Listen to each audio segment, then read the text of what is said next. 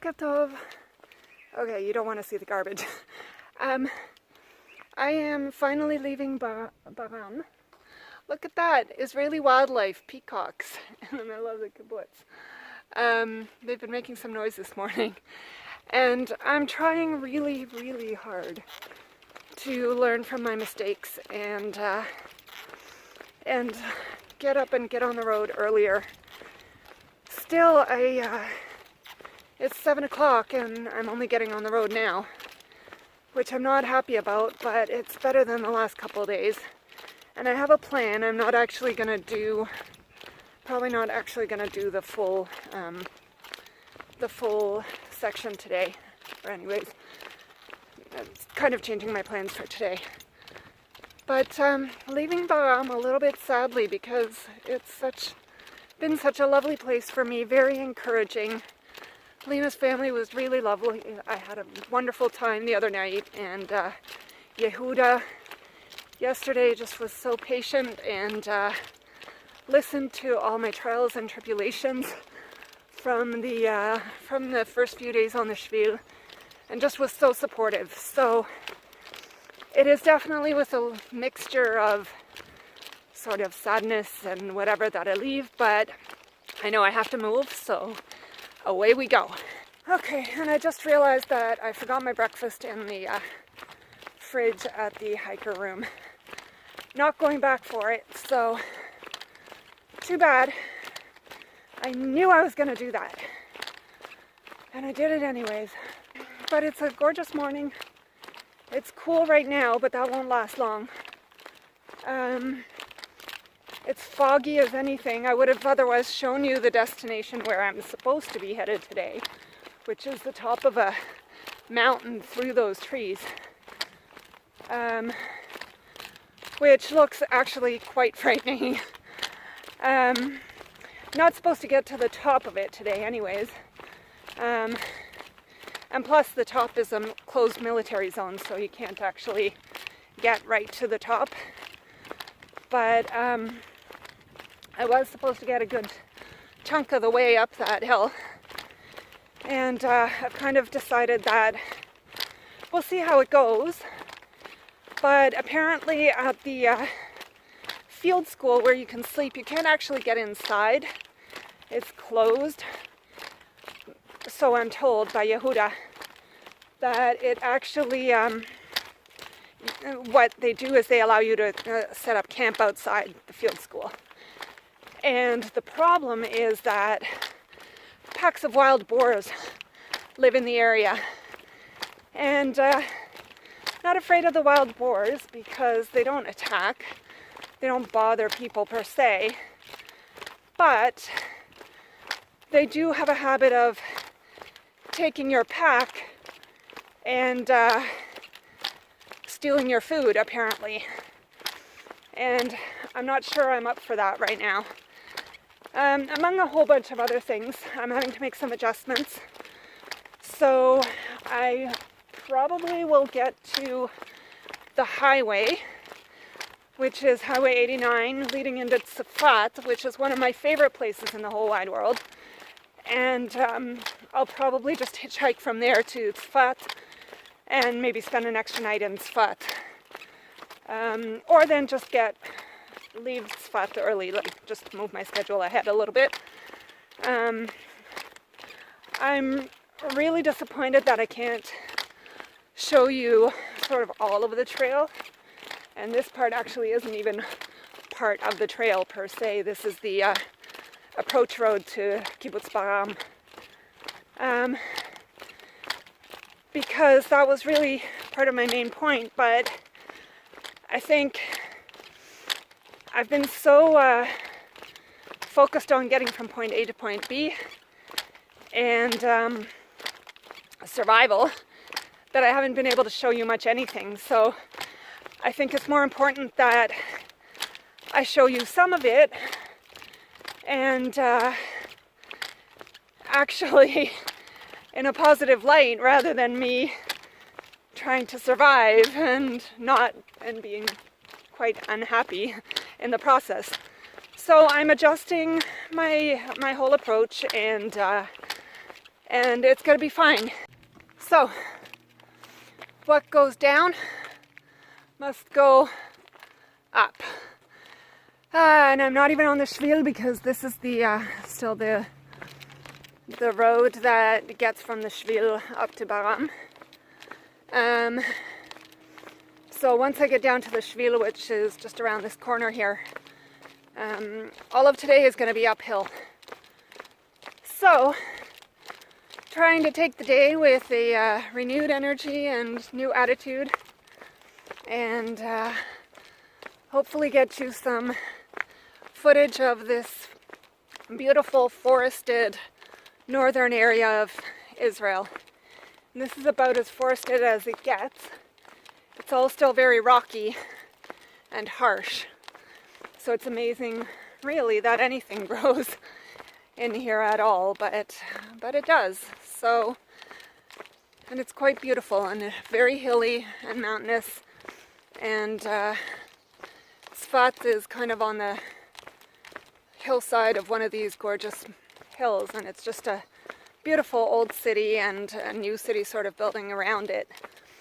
And we'll show you some of that. This is really funny. This is about the second or third place where I've found like a collection of beehives in the middle of nowhere. So I guess somebody tends these bees, which is wonderful. Just as long as they don't come and sting me. Alright, on we go. So I am on the official Shvil again. Those beehives as well were on the official Shvil. There's the marker. I think I just felt a raindrop out of a clear blue sky. That was really strange. Anyways, there was this section is also a bicycle trail. So there was a group of 4 Israeli men out on their bicycles in the early morning. They were really nice. One of them sort of stopped behind to try to point me out that there's an easier way that ends up in the same point. But that's okay, I don't mind a little rocky terrain.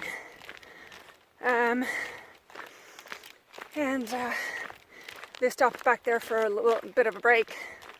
I'll probably stop in a little bit. I have to get my hair out of my way and take another pee break soon. Oh, and there's a water crossing. Fabulous. Oh, okay. There were rocks back there that I was able to cross on. Not sure. Let's see, can you see that? Not sure I can make it across on rocks on this one, but I'll try.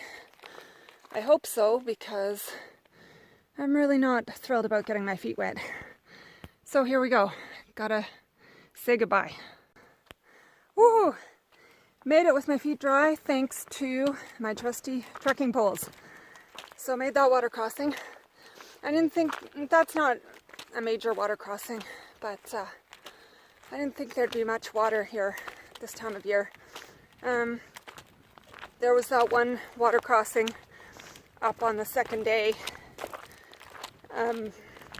from Kibbutz Dan, and that's the only, up till now, that's the only water crossings I've seen. So that's nice. It'll be nice later on in the day when it's hot and I can put on my sandals and just walk through the water, but I don't know how many of those there's going to be anymore. So up we go. Oh my goodness. There's like, I don't know what, 6 or 7 roads. Which one do I take?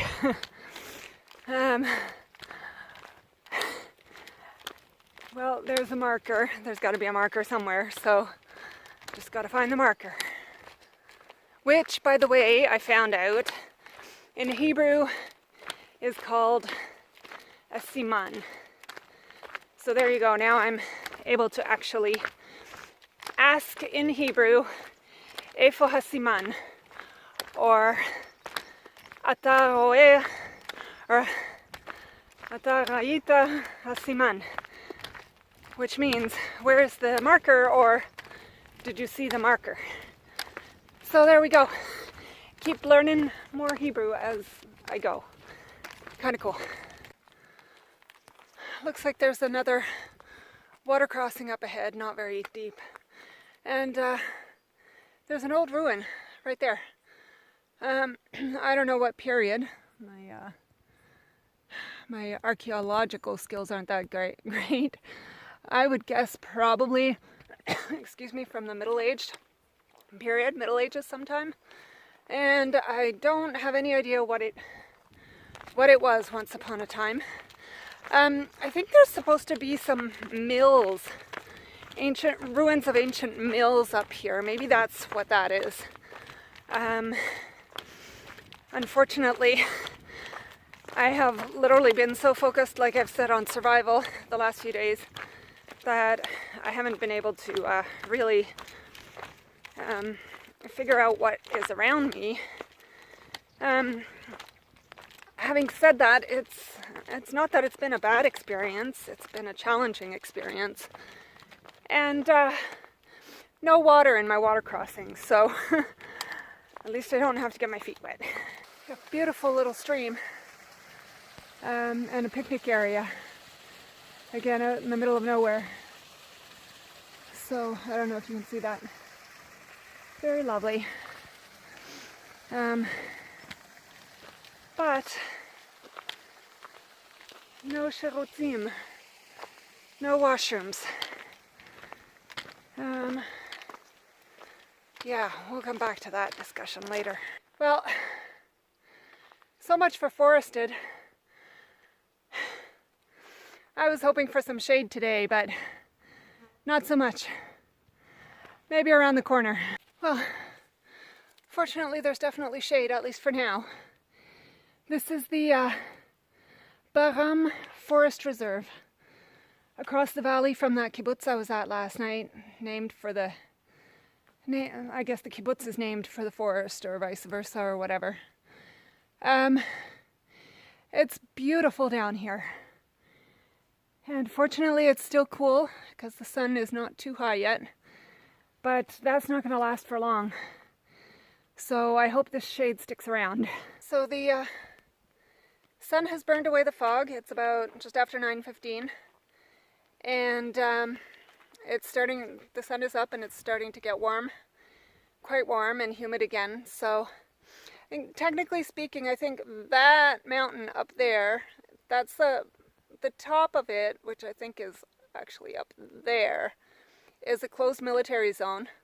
But somewhere up close to the top there is where the trail goes.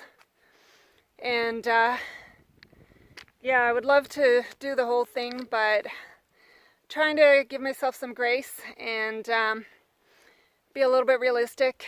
And looks like I've decided pretty much that I'm going to skip that section. We'll see. I should be getting to the highway fairly soon and I'll evaluate then. What a beautiful little spot of shade. Would be lovely to stop and sit here for a little bit. Looks like somebody's set up camp. Looks like there's been a campfire here. So somebody's camped out here. Not a bad spot to camp out, and I don't think it's actually in a nature reserve, so you probably can, legally. Or not illegally, whichever the case may be. But I can actually hear the highway, and so I think I'm just going to keep pressing on. Alright. Okay, I don't know if you can see that because of the kind of facing into the sun, so I'm trying to hold it up so that the sun doesn't get into it so much. So this is a sign for the Shvil Israel, and it shows the Shvil. And I am right here at the highway into Tzfat, and the Shvil continues along here, goes to Har Meron, and then on to Tzfat, which is where I'm trying to get to. And to get there by the Shvil is going to take me an overnight camping out at Har Meimar, over here somewhere. And then a pretty long day tomorrow. Without any real exit strategy. So, well, actually no, there was an exit strategy now that I think about it. After Har Humeima, there's a moshav or a kibbutz called Meron, where I could join up with this same highway and catch a lift into Tzfat if I didn't feel I could make it. But based on the things that Yehuda told me about Har Humeima and the wild boars and food and supplies and stuff, and also I'm kind of low. I think I have, not sure if I have enough water, but for today and tomorrow. But I am low on other supplies and a lot of other reasons. I'm thinking to just hitchhike into Tzfat from here. I love the names they have around here. So this here is I think it's a kibbutz called Sasa. And this one is a mountain called Mount Sifsuf. Some of the words and the names, place names and things here are just wonderful. Anyways, so the remaining section for today would be about 2.4 kilometers, but which is great considering it's only about 10 o'clock. I'm still a little concerned about what Yehuda said. Okay, so here's another funny story. I was standing by that highway to Tzfat trying to decide what to do, and a couple came along who were looking for a place to park their car so that they could go hike to the top of the mountain, which I guess is up there somewhere. It's a lot closer than it looks. And so they walked along a little ways. They were asking if I was holding a spot for somebody to park, and I said no, I'm just trying to decide what to do. And they went along a little ways further and or hiked along a little ways, and suddenly they came back and I was like, what's going on? And they were like, hey, we just had an idea. If you wanted to like come and hike up a ways with us and leave your pack in our car and join us for a bit, then you can at least come up and see and then come back and we can give you a lift into Tzfat. So I've just had the most wonderful time for the last 2.5 kilometers hiking up with them to the field school, which is where I was supposed to hike to if I was going to stay here for the night. And I'm just really glad that I took that option because it was quite a hike. It was fine, a little bit steep in places, but not exceptionally technical.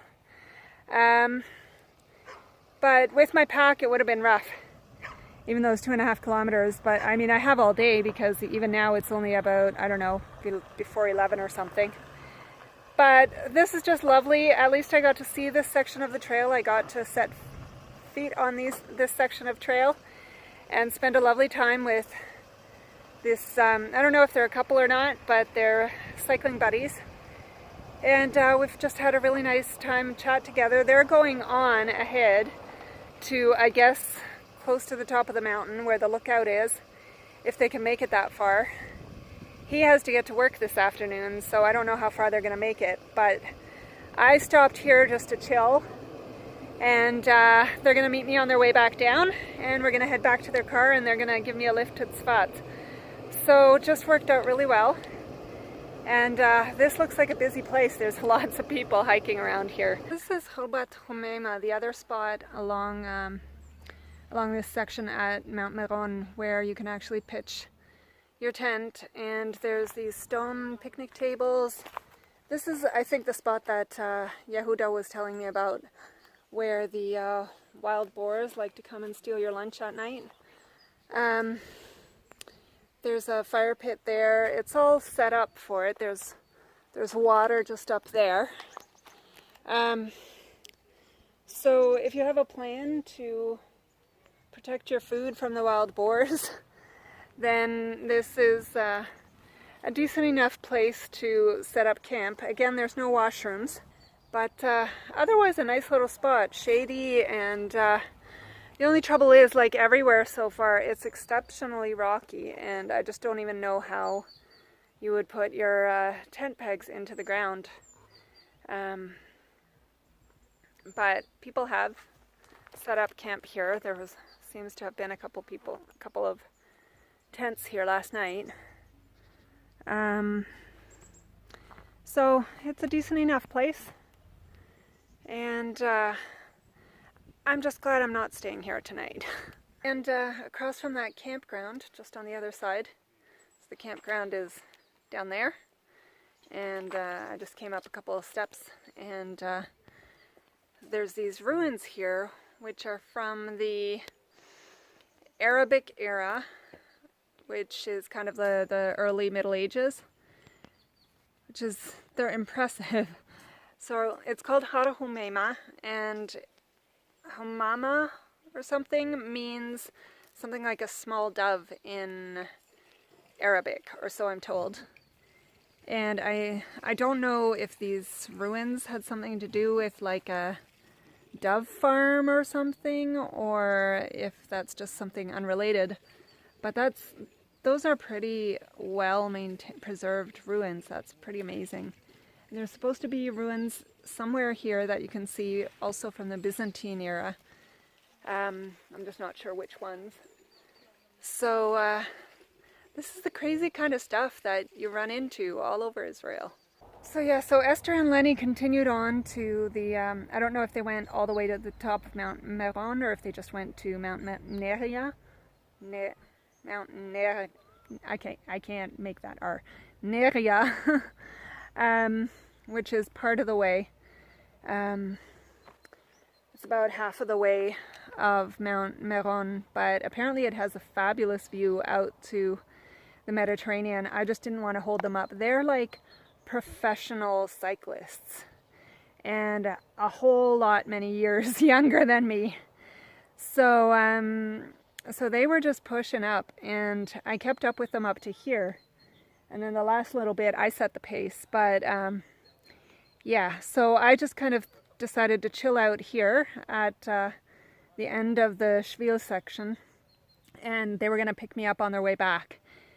But the other thing was, I was talking about wild boars. So there's a lot of people around right now. The wild boars probably wouldn't show their faces at this point. So I haven't seen any, but I've definitely seen fresh wild boar poop. So there is evidence that they're around.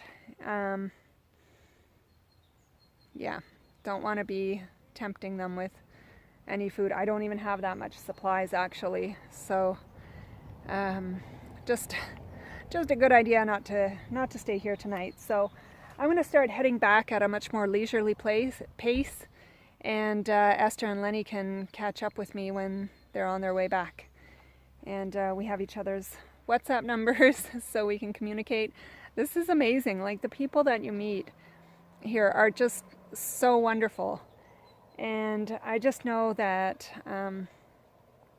this is going to be an experience regardless of what happens and regardless of how my plans change. It's going to be an experience for me that I'll remember and treasure for a lifetime. And here I'm trying to hopefully bring some blessing to the people of Israel and support and encourage them, but they're really supporting and encouraging me a whole lot more.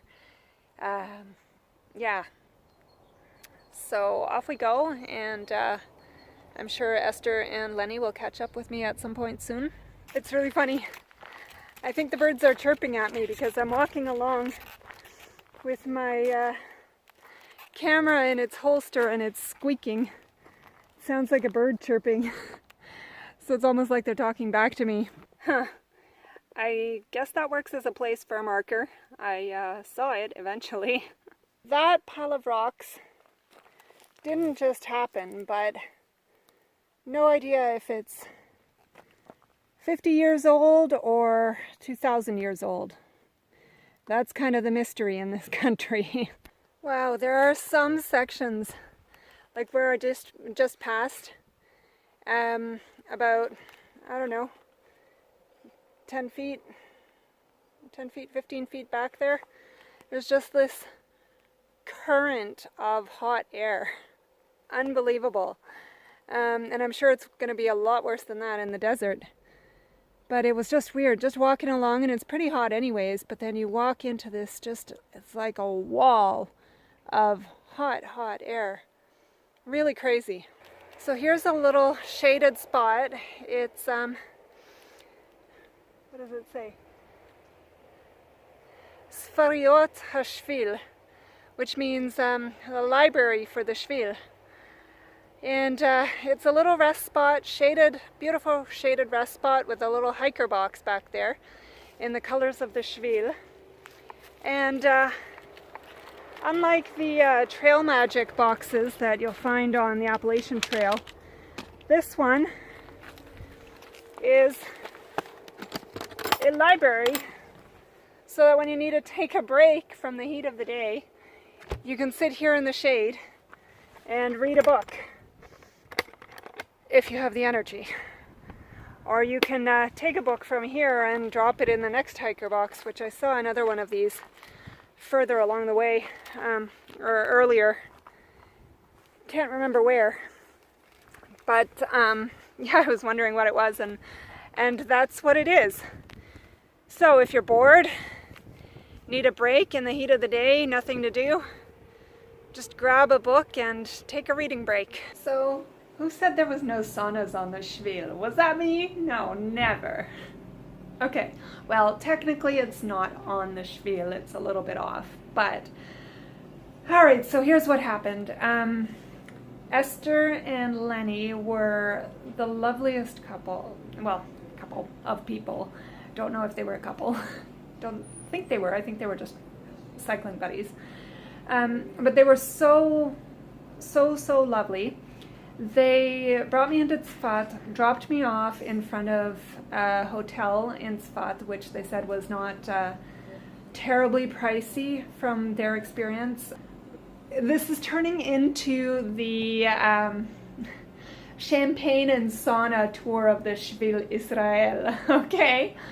But whatever it takes to make this actually succeed. So I hiked from Baram, well, on the road a little bit, but actual trail miles, I hiked about 5 kilometers, and then was that spot where I was trying to decide what to do. With Esther and Lenny, I hiked about 2.5 kilometers up the mountain. They went on, like I said earlier, and then they caught up with me back at their car, where I had run into another group of hikers.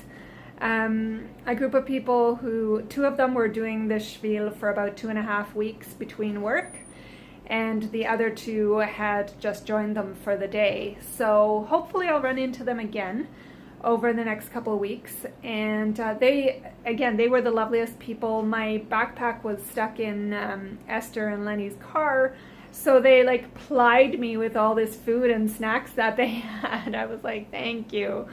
While I waited for Esther and Lenny, and they showed up just as we were the other guys were getting ready to go, I guess. So it was just a really neat encounter. And so Esther and Lenny dropped me off in front of this hotel.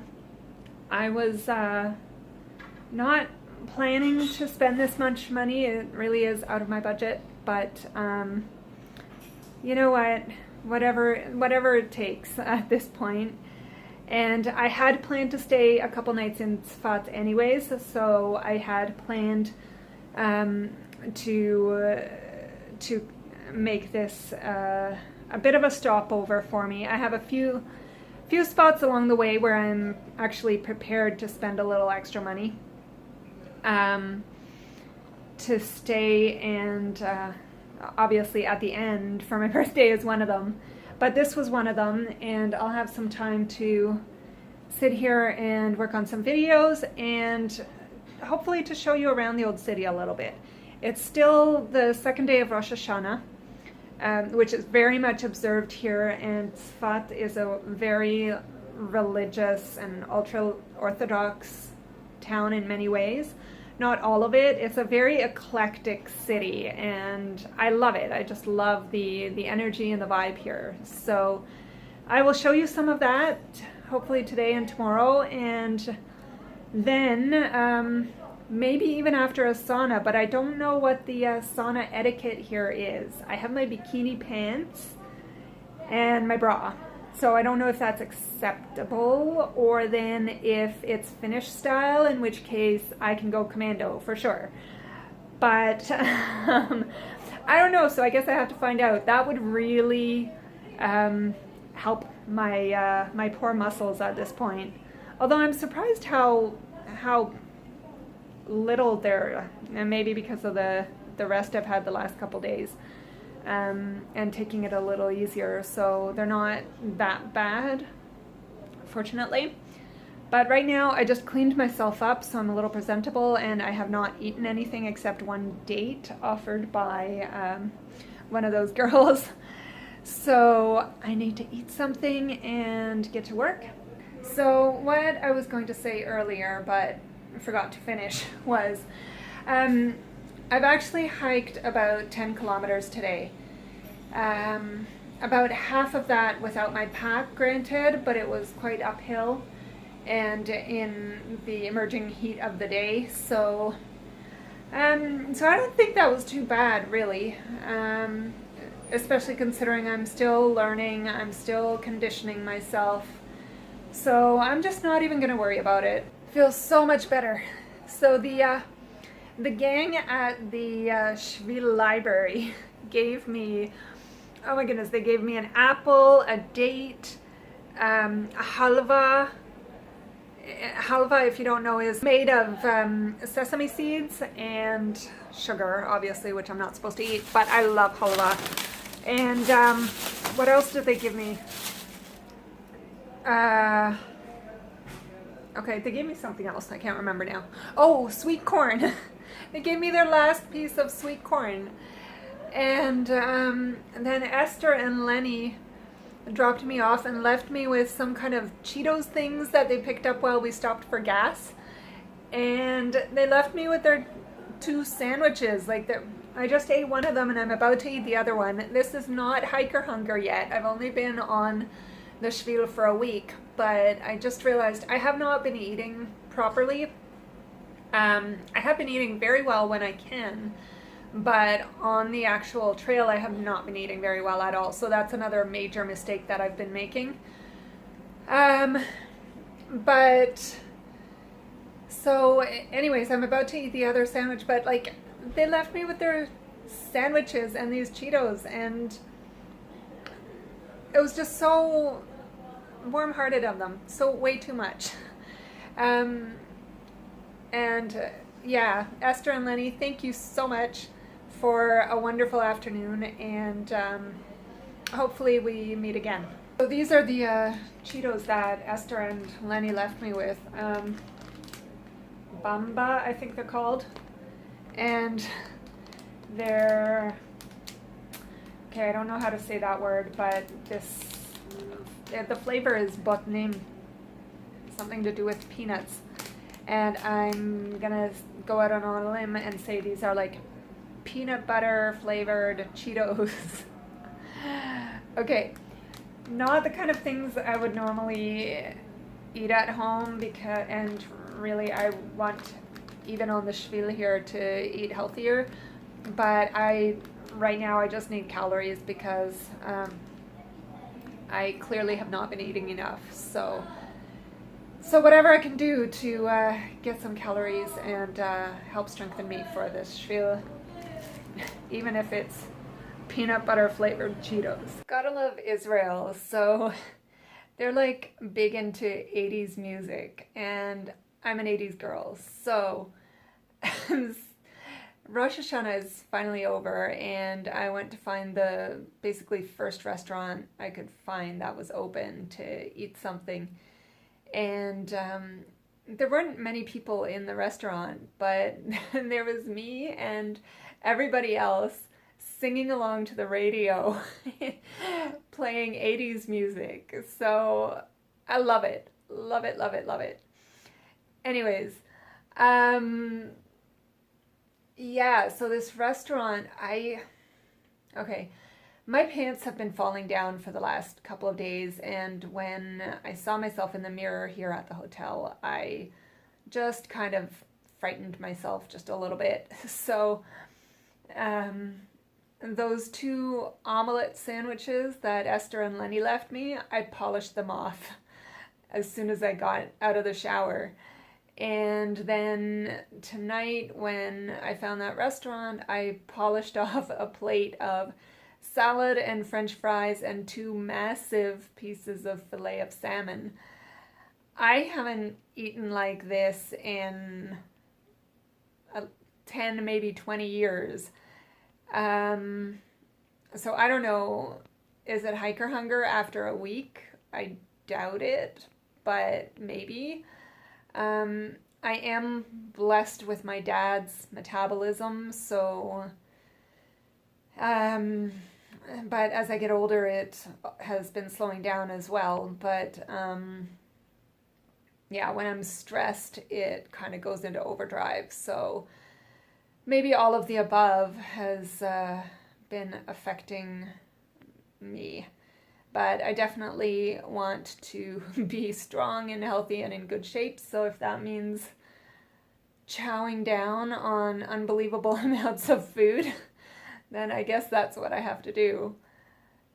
Other than that, I have to do some laundry and get to bed. And I will see you in the morning. So, Laila Tov.